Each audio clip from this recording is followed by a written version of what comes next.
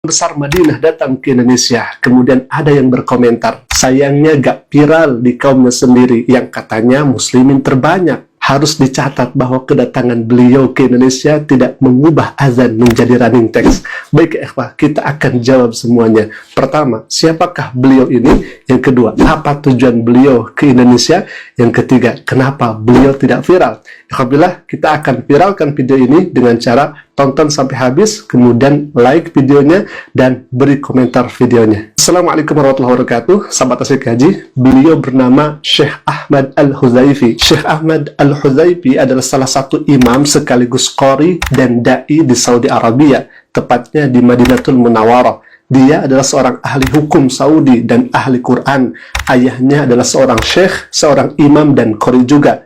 Ayahnya bernama Ali Al-Huzaifi, yang merupakan imam dan khatib Masjid Nabawi di Madinah. Syekh Ahmad ini ternyata mengikuti jejak ayahnya menjadi seorang imam di Masjid Nabawi. Karena di satu waktu Syekh Ahmad Al-Huzaifi ini menjadi imam, kemudian makmumnya adalah ayahanda tercinta. Beliau, Syekh Ahmad Al-Huzaifi, membacakan surat Al-Isra mengenai berbakti kepada kedua orang tua. Ketika sampai kepada ayat "Wala taqul lahuma uffi wala tanharhuma wa qul lahuma qawlan karima", Syekh Ahmad Al-Huzaifi ini menangis karena merenungi isi daripada kandungan ayat tersebut, yakni berbakti kepada orang tua, yang di belakangnya, tepat di belakang Syekh Al-Huzaifi adalah ayahnya, yakni Syekh Ali Al-Huzaifi itu sendiri. Sungguh sangat beruntung seorang ayah yang kemudian bisa menyaksikan dan melihat anaknya yang menjadi imam di masjid Nabi Shallallahu Alaihi Wasallam itu. Kemudian apa kegiatan sehari-hari beliau di Madinah Al-Munawwarah? Di antaranya adalah yang pertama, beliau sebagai khatib atau penceramah dan imam masjid di Madinah.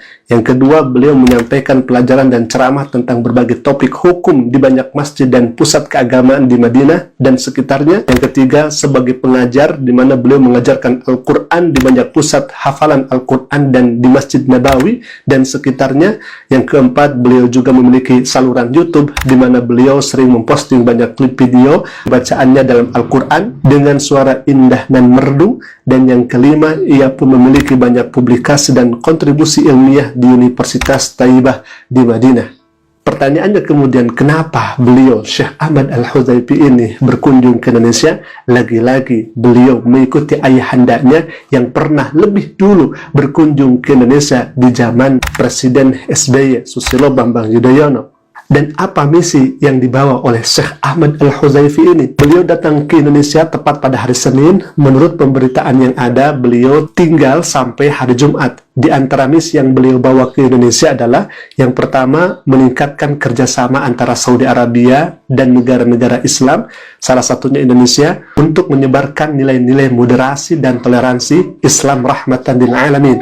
Yang kedua, di hari Jumat tanggal 11 Oktober yang akan datang, beliau dikabarkan akan memimpin sholat Jumat dan menyampaikan khutbah Jumat di Masjid Istiqlal Jakarta.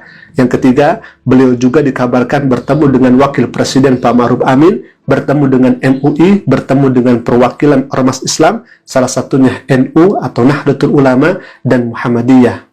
Beliau memberi pesan hangat dan menjalin ukhuwah Islamiyah di Indonesia tercinta, dan pihak MUI pun mengucapkan terima kasih banyak atas kedatangan Syekh ke Indonesia. Pertanyaannya selanjutnya, kenapa Syekh Ahmad Al-Huzaifi ketika berkunjung ke Indonesia kemudian pemberitaannya tidak viral? Yang kedua, umat muslim di Indonesia tidak begitu antusias menyambut kedatangan beliau. Bukan